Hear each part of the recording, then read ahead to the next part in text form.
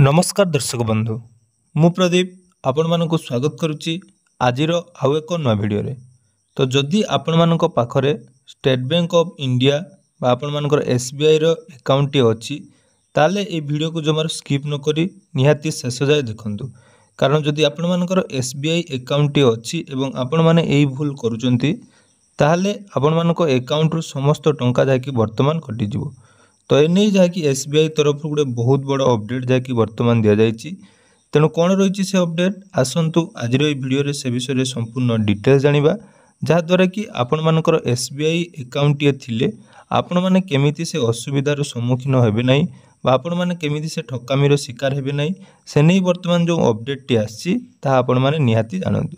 तेणु वीडियो आरंभ करने पूर्व जदि चैनल को प्रथम थर विजिट करछंती वीडियो को लाइक करेंगे, चैनल को सब्सक्राइब करनथिले एबे ही सब्सक्राइब करी पाखरे थिबा बेल आइकन को क्लिक करी ऑल सेट कर देबे। तो आपण माने समस्ते जानिथिबे स्टेट बैंक ऑफ इंडिया जोटा कि प्रत्येक लोक मानक पाखरे जदि आमे देखिबा प्रति घर रे बहुत सारा हिताधिकारी रहिचंदी जो मानक पाखरे स्टेट बैंक रे अकाउंट अछि।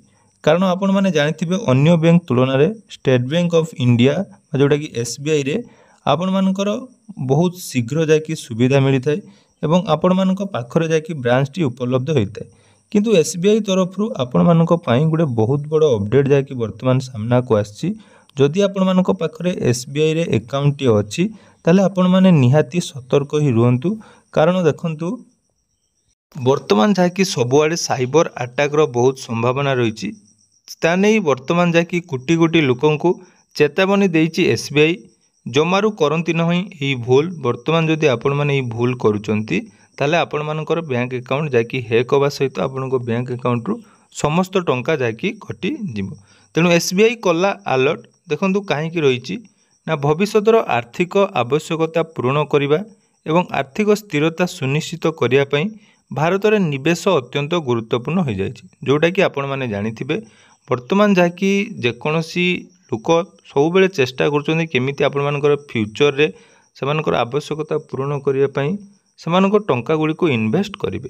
तेणु आजिकाली निवेशक मानक पाखरे bank FD, mutual fund, PPF एवं स्टॉक मार्केट भली अनेक विकल्प जाकी उपलब्ध अछि जो थिरे सेमाने सेमानकर आवश्यकता पई आर्थिक लक्ष्य अनुसार निवेश करिथांती। तो एटा जोटा कि आपण माने जानिथिबे वर्तमान आपण मानक पाखरे जो टंका अछि ताको आपण माने एफडी हो बा म्यूचुअल फंड बा पीपीएफ ए भली बहुत सारा जो निवेशकारी ऑप्शन रही से आपण माने निवेश करुचंती। किंतु निवेश करबा समय रे आपण मानकु एथि प्रति ध्यान देबा पई पड़िबो जोटा कि आवश्यक डिजिटल कारोबार वृद्धि सहित साइबर ठकी मामला मध्य द्रुत गति रे वृद्धि पाइछि जहाँ साधारण लोकंक सहित सरकार चिंता को मध्य बढ़ाइछि। एही परिप्रेक्षी रे भारतर सबुठारु बड़ सरकारी बैंक बा भारतीय स्टेट बैंक तार ग्राहक मानक पई एक गुरुत्वपूर्ण चेतावनी जाकी जारी करिछि। तेणु भारतीय स्टेट बैंक रो चेतावनी पछर कारण देखंतु ना एसबीआई निज ऑफिशियल एक्स हैंडल ले ग्राहक मानक पई एक गुरुत्वपूर्ण चेतावनी जारी करिछि जोथिरे बैंक कहिछि जे एहार शीर्ष परिचालनार डिफेक्ट वीडियो सोशल मीडिया रे द्रुत गति रे व्यापी चलिछि जोथिरे नकली निवेश योजना को प्रोत्साहित करा जाउछि। आपण माने जानिथिबे वर्तमान दुनिया रे जाकि एआई आसीबा परठारु बहुत सारा फेक वीडियो जोटा कि डिफेक्ट माध्यम रे वर्तमान जाकि सोशल मीडिया रे चालू उलछि। तेणु आपण जदि सेथिरे जाकि सेही योजना गुड़िक बा जो निवेश गुड़िकर कौनसी ऑफिशियली डिक्लेयर नहीं किंतु आपण मानकु से भली जदि एड आसुची बा सेही भली जदि इन्वेस्टमेंट रो ऑप्शन आपण मानकु किए दउची ताले ता ठारु निहाती आपण माने दूरे रुहंतु।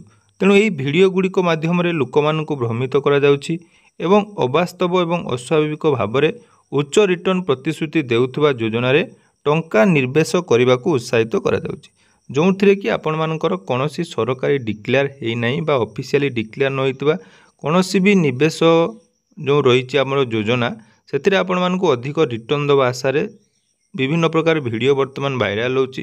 तेणु से सबु ठारु दूरे रहिया पई जाकी कहा जायछि।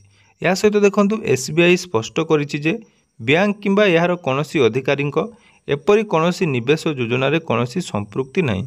तेणु बैंक जनसाधारण को एपरी नकली वीडियोर शिकार न हेबाकू एवं कौनसी संदिग्ध योजन निवेश करने पूर्व पुंखानुपुख तदंत कर आवेदन करछि। अर्थात जिते बड़े भी आपण मैंने कौन केवल SBI नुहे जेकोसी जगार आपण मैंने इन्वेस्ट करुँच आपण जाना दरकार जे जो स्कीम आपण मैंने टंका रखुंट से स्कीम विषय में संपूर्ण डिटेल्स जानवे और से कौन मेरिट अच्छी कौन डिमेरिट अच्छी सब डिटेल्स जानिला परे से आपण मैंने टंका रखंतु।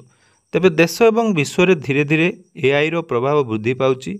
अन्य पक्षरे साइबर अपराधी माने साइबर ठकेई करने बहुल भाव में AI व्यवहार करुँच। तेणु सरकार जेकोसी प्रकार साइबर ठकेई को रोकने चेष्टा करुँच अनेक प्रयास तथापि लोकंकु मध्यरु निज पक्षरु सतर्क रहिबा पड़िबो।